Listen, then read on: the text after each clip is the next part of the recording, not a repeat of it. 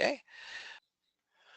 Okay, now one of the tricky things about AWS is sometimes knowing where you go to do something. And unfortunately, the load balancer is buried under the EC2 service, okay? It's one of these things in this long navigation menu over here. So you kind of need to know that, okay? So I'm going to launch a load balancer, but before I do, I want to make sure I'm load balancing to different availability zones and subnets in different availability zones. So first, I'm going to create some more subnets for our VPC in a second availability zone. So I'm going to click on VPC, right?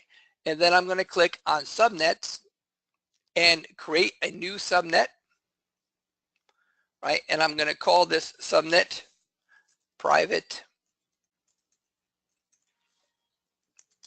subnet 2. I'm going to put that in my demo VPC, and this time I'm going to put it in the B availability zone because my other subnets are in the A availability zone. I have to give it a unique CIDR block. I'm going to make 10.0.2.0/24 for my CIDR block. Okay, I'll click yes, create.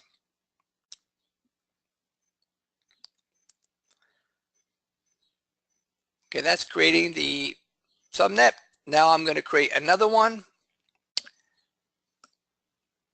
This will be for the public, second public subnet, again in the second AZ.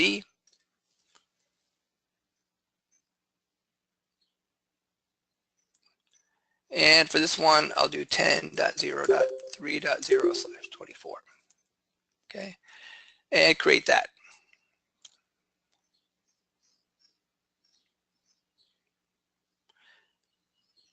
Okay, now just because I called them public and private, that doesn't mean they are public and private. That's just their names. So in order to make them public or private, I have to set up the route tables correctly. Okay, so I'm going to go to the public I'm going to click on route tables, right? And what I'm going to do is associate my private route table with my new private subnet.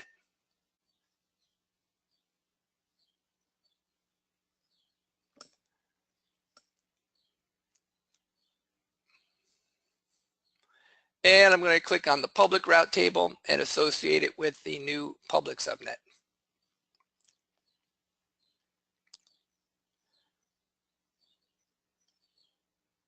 Okay, now they are correctly done as private and public subnets. Okay, so now I've got 2 additional subnets in that second AZ, and so now I can go ahead and go to the load balancer. So I'm going to click on EC2, and then load balancers, which is way down here. Okay. Create load balancer.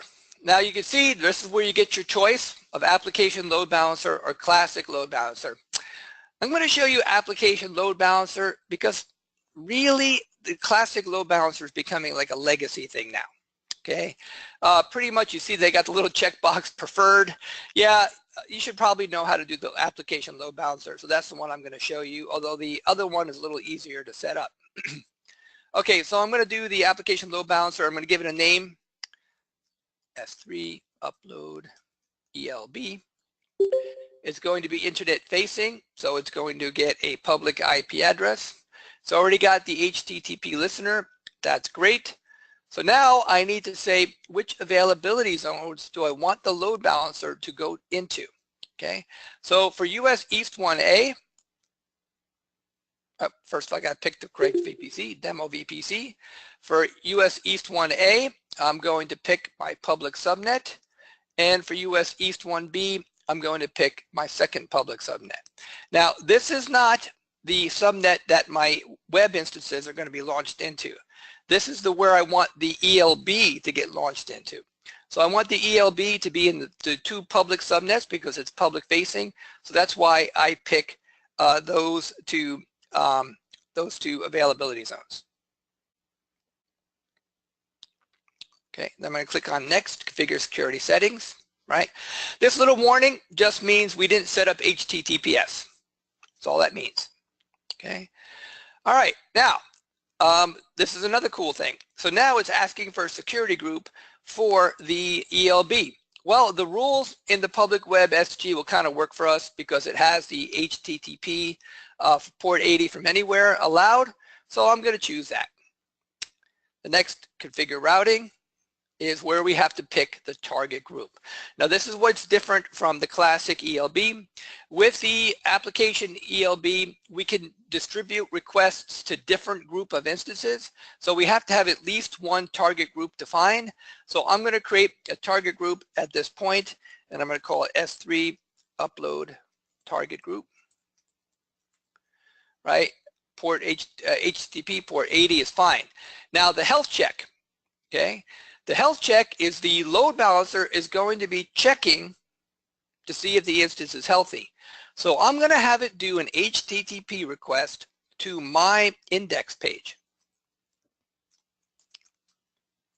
Okay, if that doesn't return a 200 status, then that's going to be considered unhealthy. But as long as that's returning 200 status, then that's going to be good.